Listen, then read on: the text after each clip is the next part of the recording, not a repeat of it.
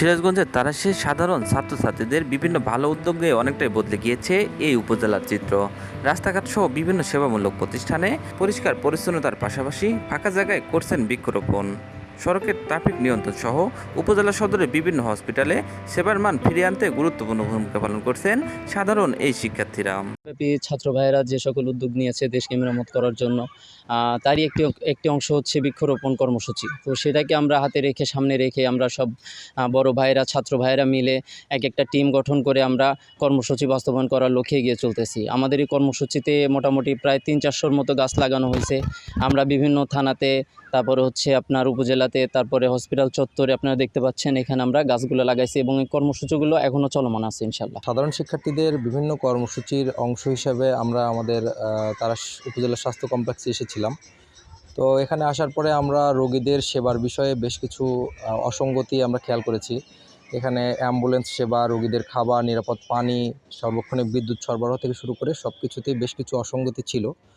পরবর্তীতে আমরা বিষয়টি নিয়ে ঊর্ধ্বতন কর্তৃপক্ষের সাথে কথা বলি। তারা আমাদের আশ্বস্ত করেছে, আমরা যে পয়েন্টগুলো তাদের ধরিয়ে দিয়েছি তারা পয়েন্টগুলো দ্রুতই সলভ করার আশ্বাস দিয়েছে আমাদের। আমরা তারাশ উপজেলার সচেতন ছাত্ররা বিভিন্ন সামাজিক যে প্রতিষ্ঠানগুলো আছে সেগুলো আমরা পরিদর্শন করি এবং কোথায় কি সমস্যা আছে সেগুলো আমরা তুলে ধরার পাশাপাশি এলাকার যে আপনার রাস্তা আছে, রাস্তার আশেপাশে বা বিভিন্ন বৃক্ষে আপনার অবৈধ বিভিন্ন পোস্টার প্লাস ব্যানার, বিভিন্ন শিক্ষা কোচিং সেন্টারে ব্যানার ছিল সেগুলো আমরা উৎখাত করি এবং যারা হচ্ছে বিভিন্ন প্রতিষ্ঠানের প্রশাসনে কাজ করছেন তাদেরকে আমরা সচেতন হতে বলি এবং বিভিন্ন ঘুষ দুর্নীতি এগুলো প্রতিরোধে সবসময় আমরা ছাত্র সমাজ সচেতন এবং তাদেরকে আমরা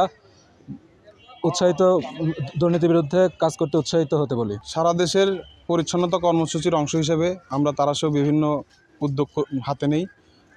পোস্টার অপসারণ, বিভিন্ন সরকারি স্থাপনায় পরিষ্কার পরিচ্ছন্নতা এবং ডাস্টবিনের সঠিক ব্যবহার সম্পর্কে আমরা মানুষদের উৎসাহিত করি এবং ভবিষ্যতে তারাশে পরিচ্ছন্নতা কর্মসূচি চলমান থাকবে এবং যাতে তারাশকে ঢেলে সাজিয়ে একটা সুন্দর পরিবেশ তৈরি করা যায় সেই লক্ষ্যে আমরা কাজ করব ইনশাআল্লাহ। দেশ গঠনের সরকারের পাশাপাশি গুরুত্বপূর্ণ ভূমিকা রাখবে সাধারণ শিক্ষার্থীরা।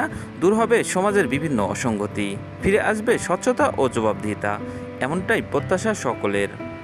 সোহেল রানা সোহাগ, আনন্দ টেলিভিশন, চলন বিল।